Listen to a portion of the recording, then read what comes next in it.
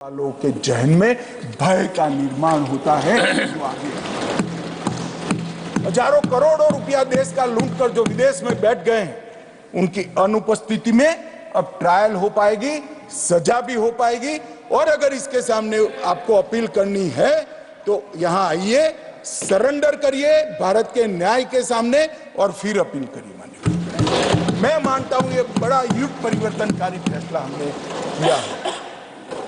हमने कोर्ट में पेश होने के लिए कई सालों तक नहीं होते हैं। हमने 30 दिन में एडवर्टाइज अखबार में दे देनी है, बाद में कोई नोटिस उसको भेजने की जरूरत नहीं, वो नहीं आएगा तो कोर्ट का केस चालू हो जाएगा। जमानत के लिए भी हमने बड़ा लिबरल लिया है। पहली बार अपराध करने वालों में सजाए 1/3 अगर उसके भुगत ली है, 7 साल के नीचे के केसों की बात कर रहा हूं, तो जमानत मिल जाएगी। और सभी मामलों में आधी सजा हो गई है, अगर दूसरी बार भी अपराध किया है तो उसको जमानत मिल जाएगी। जजमेंट और सजा ये 45 दिन के अंदर न्यायमूर्ति महोदय ने पूर्ण कर देना है। इसको आप लिंगरिंग नहीं रख सकते महीनों तक। सुनवाई समाप्त होने के बाद, जजमेंट रिजर्व करने के बाद 45 दिन में कंपलसरी जजमेंट देना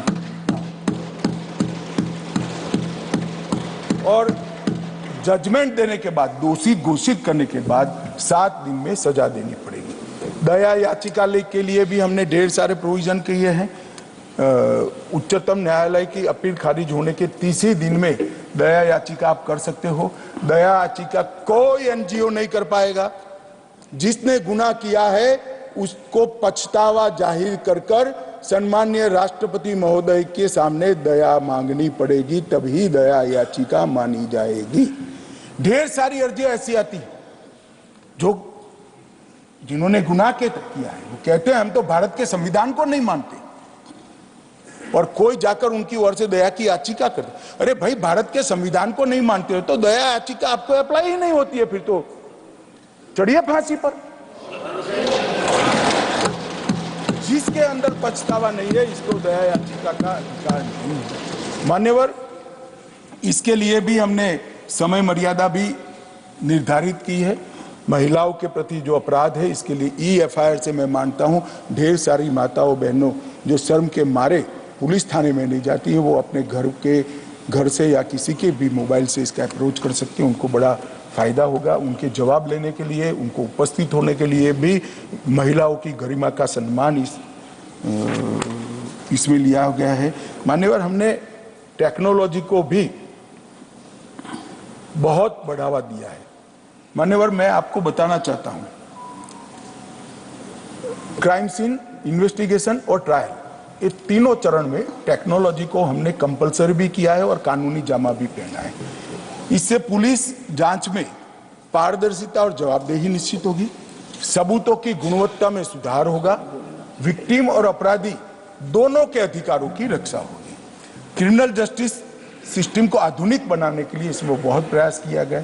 FIR से केस डायरी से चार्जशीट और चार्जशीट से जजमेंट तक सारी प्रक्रिया को डिजिटाइज करने का काम हमने कानून के माध्यम से, और इसके लिए बहुत सारे सवाल उठा रहे हैं, कुछ तो अच्छे मन से भी उठा रहे हैं, तैयारी नहीं होगी तो क्या होगा।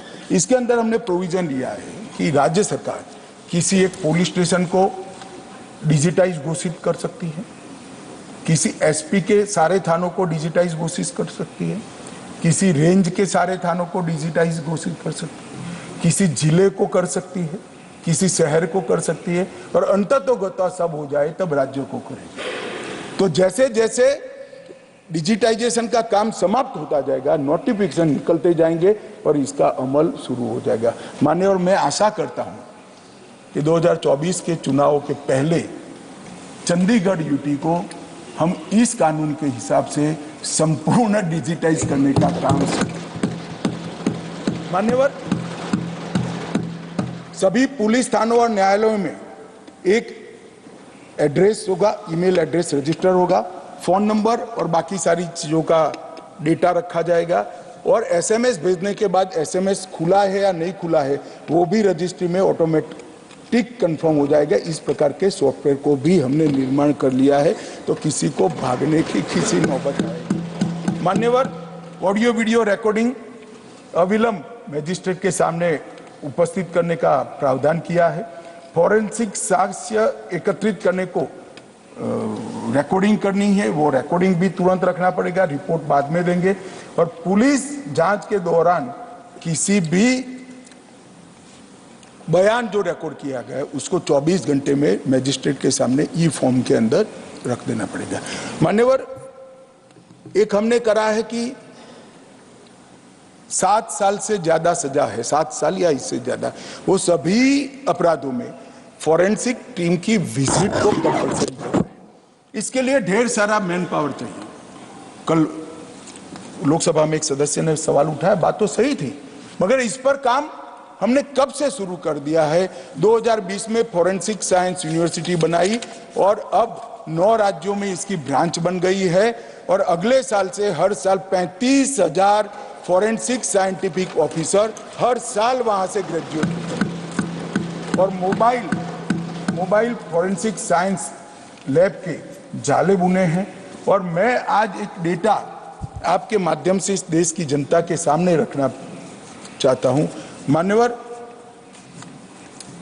जो लोग निर्दोष छूट गए उसमें से 32% लोग सबूतों के अभाव में निर्दोष छूटे हैं।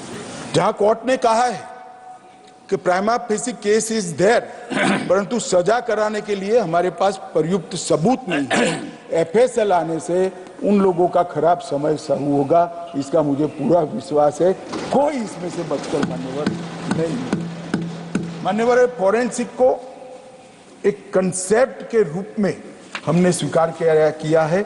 मैं इतना कहना चाहता हूं मान्यवर, ये जो ई कोर्ट, ई प्रिजन, ई प्रोसिक्यूशन, ई पुलिस थाना, ई गृह विभाग, ई जेल और ई फॉरेंसिक के माध्यम से पूरा तैयार होने के बाद मैं इस सदन को विश्वास दिलाना चाहता हूं, दुनिया में सबसे आधुनिक न्याय प्रणाली भारत की होगी। और इस लक्ष्य को हमने करने के लिए सभी मोर्चे पर हमारी कार्यवाही शुरू कर दी है। सर्च और जब्ती की वीडियोग्राफी की जाएगी। नागरिकों की सुविधा के लिए भी ढेर सारे, मैं बहुत डिटेल में जाना चाहता, ढेर सारे प्रावधान। एक समरी ट्रायल को 2 वर्ष तक के केस में समरी ट्रायल थी, अब 3 वर्ष तक कर हमने 40% केसों को ट्रायल के बाहर निकाल दिया। समरी ट्रायल से इसमें निर्णय होगा, तो जुडिशरी का बोझ हमने बहुत बड़ा कर्टेल करने का काम किया है। और सिविल सर्वेंट के विरुद्ध जब कोई भी केस होता था सरकारी कर्मचारी के खिलाफ, तो उसके लिए राज्य सरकार की मंजूरी चाहिए, मगर मंजूरी भी बाबुओं को ही देनी थी, तो कभी देते ही नहीं थे। अब हमने तय कर लिया 120 दिन के अंदर रिजेक्शन नहीं आता है तो उसको परमिशन मान लिया जाएगा और केस आगे चलेगा। मान्यवर, जमानत और बॉन्ड, इतना बड़ा देश जमानत और बॉन्ड की व्याख्या के बगैर अब तक चला, वर्बल प्रैक्टिस से चला। पहली बार हम जमानत और बॉन्ड दोनों को कानून के अंदर डिफाइन कर रहे हैं। अंडर ट्रायल कैदियों के लिए भी, जैसा मैंने आगे कहा, 1/3 कारावास काट चुके हुए कैदी पहली बार के गुनहगार, और कितना भी गुनाह किए 50% कारावास होगा तो उसको जामीन दे दी जाएगी। एक नई एविडेंस और विक्टिम प्रोटेक्शन स्कीम हम इंट्रोड्यूस कर रहे हैं जो रूल्स में होगी और सभी राज्यों के लिए वो कंपलसरी होगी। सुप्रीम कोर्ट के ढेर सारे जजमेंट से स्पिरिट लेकर एक विक्टिम प्रोटेक्शन का लीक प्रूफ स्कीम हमने बनाया है जो सबके सामने दी जाएगा। घोषित अपराधियों की संपत्ति कुर्क करने की भी इसके अंदर प्रोविजन डाला है। अगर गुनाह से कोई संपत्ति अर्जित किया है तो अब तक संपत्ति कुर्क करने का कोई प्रोविजन नहीं था। सजा होने के बाद पुलिस एक अलग से अर्जी देगी कि इस गुनाह से इतनी संपत्ति इन्होंने अर्जित की है, उसको संपत्ति कुर्क करने की व्यवस्था में हम दे देंगे। प्रोक्लेम्ड ऑफेंडर की भी संपत्ति कुर्क करने की पद्धति को सरल बनाया गया है। तर्क संगत सजा की माफी किया गया है। आजीवन कारावास है तो 1 साल के अंदर आप उसको छोड़ नहीं सकते हो, हमने मृत्यु की सजा है तो इसको ऐसे ही नहीं छोड़ सकते। मृत्यु की सजा ज्यादा से ज्यादा आजीवन कारावास तक जाएगी। आजीवन कारावास है वो 7 साल तक सजा भोगेंगे तभी छोड़ पाओगे, और 7 साल या उससे अधिक कारावास कम से कम 3 साल जेल में रहने के बाद ही छोड़े जाओगे।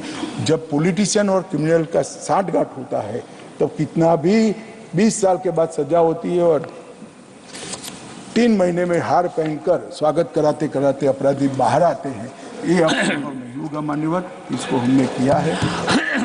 संपत्तियों का नुकसान, ये सारे संसद सदस्य मेरी तरह नीचे से ही आएंगे। आप कई बार थानों में गए होंगे, ढेर सारी साइकिलें देखी होगी, ऑटो देखी होगी, टेम्पो देखे होंगे, कोई दारू करने वाला, पूरा परेड का ग्राउंड थाना का ये संपत्तियों से हो जाता। अब इसको संभालना नहीं है मान्यवर। 30 दिन में वीडियोग्राफी कर कर उसकी हराजी कर देनी है और पैसा कोर्ट में जमा करना है, निपटान होने के बाद। मान्यवर, एक आदमी आज एसपी है एक एसपी है, इसने अपने पहले पोस्टिंग में किसी की चार्जशीट साइन की है। कई सारे केस ऐसे होते हैं जिसमें एसपी का सिग्नेचर कंपलसरी होता है। वो जब उसकी सुनवाई आती है तब डीजीपी बन जाते हैं और उसको बुलाते हैं। ना उनको कुछ याद होता है ना कुछ मालूम है। इतने 25-30 साल के बाद की बात हमने कह दिया कि जो एसपी होगा उसके किए हुए नोटिंग के आधार पर अभी जो एसपी होगा वो ही गवाही देगा डीजीपी को। अगर कोर्ट कोई मामले में उनकी सीधी पूछताछ या बॉडी लैंग्वेज को देखना चाहती है तो ही उसको समन कर सकती है, मगर वो कोर्ट को निर्णय करना है और किसी को मान्यवर नहीं दिया है। हमने ऑनलाइन सिर्फ पहले उपस्थिति दर्ज कराते थे 15 दिन में जेल में से, अब पूरी ट्रायल ऑनलाइन हो सकते। आप चेन्नई हो तो भी गवाह अहमदाबाद की कोर्ट में ऑनलाइन गवाही दे सकता है, इसकी क्रॉस भी हो सकती है, सभी कुछ पूरी प्रक्रिया ऑनलाइन हो सकती है। फॉरेंसिक साइंस के लोगों को भी पर्सनली आने की जरूरत नहीं है, डॉक्टरों को भी पर्सनली आने की जरूरत नहीं है, और मान्यवर आपको आनंद होगा, अधिवक्ताओं को भी पर्सनली आने की जरूरत नहीं है। यहाँ से कोई आसाम का केस ले भी सकता है और चला भी सकता है। मान्यवर ढेर सारे प्रोविजन करे हैं छोटे मोटे अपराधों के लिए। कम्युनिटी सर्विस, जेलों का बर्डन भी घटेगा और मानवीय बात है। पहली बार अपराध हो गया, छोटा मोटा अपराध है, जेल में डालकर अन्य अपराधियों की संगत में उसको न रखे। पहली बार भारतीय न्याय प्रणालिका में कम्युनिटी सर्विस के कंसेप्ट को न्यायिक जामा पहनाने का काम ये बिल कर रहा है। बड़ा आनंद है मान्यवर। इसके साथ साथ भारतीय साक्ष्य अधिनियम में भी कुछ बदलाव करे हैं मान्यवर। मैं आज आपको बताना चाहता हूँ, इसमें बहुत आमूलचूल परिवर्तन करा है जो युग परिवर्तनकारी है। इलेक्ट्रॉनिक या डिजिटल रिकॉर्ड की व्याख्या की है, ईमेल, सर्वर लॉन्ग्स, कंप्यूटर, इसकी डिटेल व्याख्या की है। स्मार्टफोन, लैपटॉप, मैसेजेस, वेबसाइट और लोकेशन, इसको कानूनी मान्यता दी गई है। सबूत की भाषा में इलेक्ट्रॉनिक एविडेंस को ऐड किया गया है। गवाहों, आरोपियों, विशेषज्ञों और पीड़ितों को इलेक्ट्रॉनिक माध्यम से पेश होने की हमने अनुमति दी है। कागजी रिकॉर्ड शब्द के साथ अन्य दस्तावेज, मतलब इलेक्ट्रॉनिक दस्तावेज। अब पेन ड्राइव 50,000 पेज का चार्जशीट नहीं आएगा, एक पेन ड्राइव आपके पास आएगा जो आपके वकील के कंप्यूटर में डालकर देखना है। तो इस प्रकार की भी हमने करी है। साक्ष्य के प्रमाण के रूप में मूल अभिलेख मैचिंग हैसमान देने पर भी हमने व्यवस्था करी है, और पूरी ट्रायल को हम इलेक्ट्रॉनिक तरीके से कर सके इसको भी कानूनी जाती है। इसमें हमने न्यायाधीशों के लिए एक अधिकार क्षेत्र छोड़ा है। किसी भी न्यायाधीश को ऑनलाइन गवाही लेते वक्त लगता है कि मुझे इसको पर्सनल बुलाने की जरूरत है तो उनके पास ये अधिकार है, और मैं मानता हूँ ये अधिकार न्याय के हित में जरूरी है। तो उतने केस के अंदर हमने न्यायाधीशों को अधिकार दिया है माननीय। और दस्तावेजों की देरी को कम करने के लिए भी ढेर सारे प्रावधान जोड़े हैं। मेल पर मेडिकल रिपोर्ट आएगी, एफएसएल की रिपोर्ट मेल पर आएगी, थाने में जाती है एफएसएल की रिपोर्ट मिली भगत से सालों तक कोर्ट में थाने से नहीं पहुंचती है। अब कंपलसरी कर दिया, मेडिकल रिपोर्ट थाने में भेजोगे कॉपी एक रजिस्ट्रार को कोर्ट के भेजोगे तो उसी दिन कोर्ट में चली जाएगी, तो थानेदार भी समझ जाएगा वहां पहुंची गई तो वो भी रख देगा मान्यवर। और इस प्रकार के ढेर सारे छोटे छोटे लगभग कई बदलाव कर हमने सारे छिद्रों को अब तक के अनुभव के आधार पर बदलने का काम किया है और एक परिपूर्ण कानून बनाने का प्रयास किया है। कानून कोई परिपूर्ण कभी बन ही नहीं सकता, समय बदलता है, जरूरियातें भी बदलती है, मगर हमने कम से कम मैं इतना कह सकता हूँ मान्यवर, 100 साल की टेक्निक के अंदर जो बदलाव होंगे, गुजरात फॉरेंसिक साइंस यूनिवर्सिटी के साथ बैठकर, ढेर सारे इसके एक्सपर्ट्स के साथ बैठकर इसको विजुलाइज करने का प्रयास किया है। वो टेक्निक तो आज है ही नहीं तो उसको समाहित नहीं कर सकते, मगर जो शब्द के प्रयोग किए हैं वो टेक्निक के लिए ओपन है और उसको स्वीकृत करने वाले हैं। तो हमने बहुत दूरदर्शिता के साथ काम किया है और ये सारी चीज़ों में इसके इलेक्ट्रॉनिक सर्टिफिकेशन और इसकी गुप्तता पर भी बहुत बड़ा ध्यान देकर एक लीक प्रूफ सिस्टम बनाने का प्रयास किया है मान्यवर।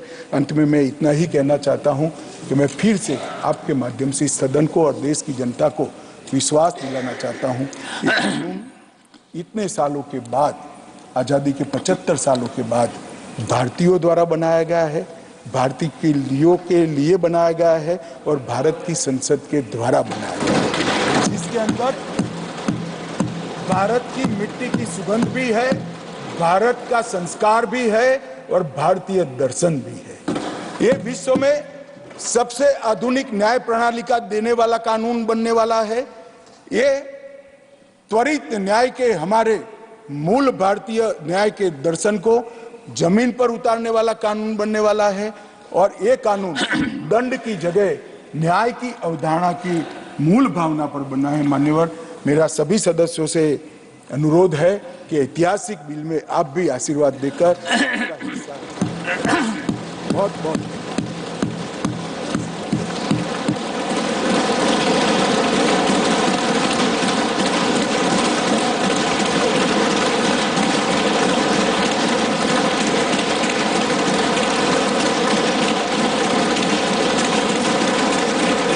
I shall now put the motion regarding consideration of the Bharatiya Nyay Sanhita 2023 to vote. The question is that the Bharatiya Nyay Sanhita 2023 as passed by Lok Sabha be taken into consideration. Those in favor will please say aye. Those against will please say no.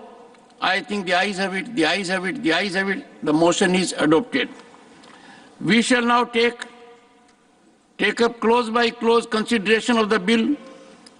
Clauses 2 to 358 stand part of the bill. Those in favor will please say aye. Those against will please say no. I think the ayes have it, the ayes have it, the ayes have it. The clauses 2 to 358 are adopted.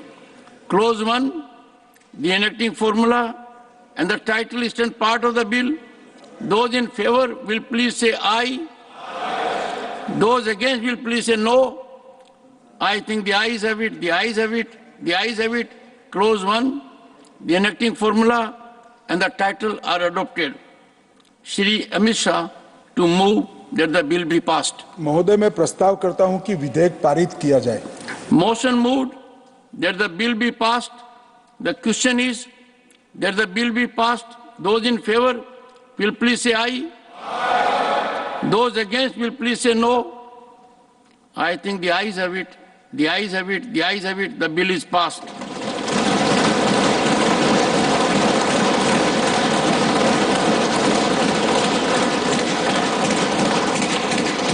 I shall now put the motion regarding consideration of the Bharatiya Nagarik Suraksha Sanhita 2023 to vote. The question is that the Bharatiya Nagarik Suraksha Sanhita 2023 as passed by Lok Sabha be taken into consideration. Those in favor will please say aye. Those against will please say no. I think the ayes have it, the ayes have it, the ayes have it. The motion is adopted. We shall now take up close by close consideration of the bill. Clauses 2 to 531 stand part of the bill. Those in favor will please say aye. Those against will please say no. I think the ayes have it, the ayes have it, the ayes have it. Clauses 2 to 531 are adopted. The first schedule and the second schedule stand part of the bill. Those in favor will please say aye. Those against will please say no. I think the ayes have it, the ayes have it, the ayes have it. The first schedule and the second schedule are adopted. Clause 1, the enacting formula and the title stand part of the bill. Those in favor will please say aye. Those against will please say no. I think the ayes have it, the ayes have it, the ayes have it. Clause 1, the enacting formula and the title are adopted. Shri Amit Shah to move that the bill be passed. महोदय मैं प्रस्ताव करता हूं कि विधेयक को पारित किया जाए. Motion moved that the bill be passed. The question is that the bill be passed. Those in favor will please say aye. Those against will please say no. I think the ayes have it, the ayes have it, the ayes have it. The bill is passed.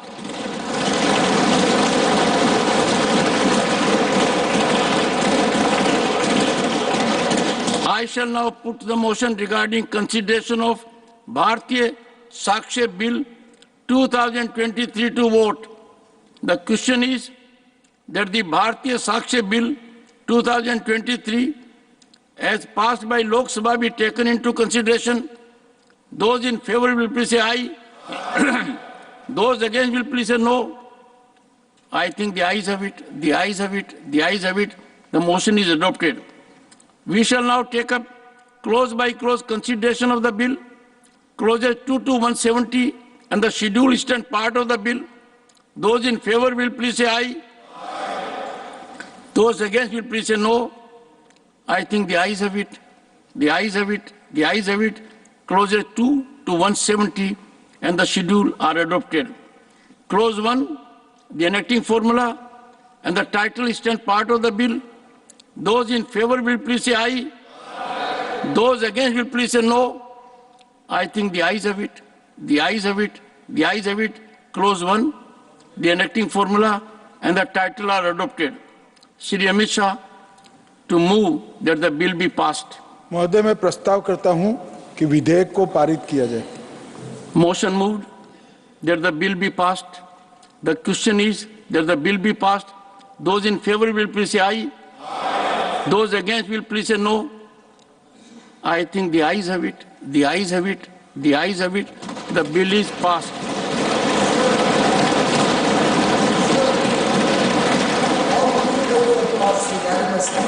That may also be brought on record.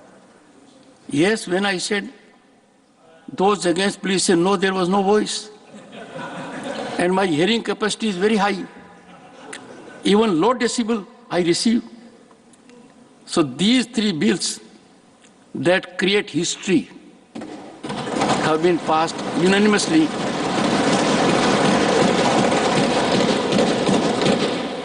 Announcement regarding special mentions. The approved text of permitted special mentions of honorable members Dr. Amar Patnaik, Sri Sushil Kumar Modi, Sri Niranjan Bishi, Dr. M. Thambid Rai, who are present now, shall be treated as laid on the table. Honorable members, today we have come to the conclusion of the 262nd session of Rajya Sabha. During the course of the session, we have successfully undertaken significant legislative activities with informed and insightful debate. A total of 17 bills, including important path-breaking bills related to Jammu and Kashmir, appointment of election commissioners, the post office bill, the telecommunications bill, and the three bills, namely Bharatiya Sakshya Bill, Bharatiya Nyaya Sanhita, Bharatiya Nagrik Suraksha Sanhita, were passed during this session. These three bills unshackled colonial legacy of criminal jurisprudence that was hurtful to the citizens of the country and favoring alien rulers. After the historic step of abolition of Article 370, and provision of 1/3 reservation for women in parliament and state legislatures, the House afforded the benefit of the same to the people of Jammu and Kashmir through the bills passed during the session. The Post Office Bill revamped the old colonial structure to set up the stage for fulfillment of the aspirations of the people of the country. These bills represented the spirit of Panch Pran that would lay a firm foundation for Bharat's Amrit Kal.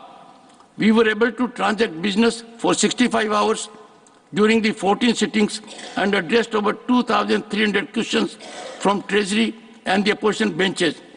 During the period, over 4,300 papers were laid on the table.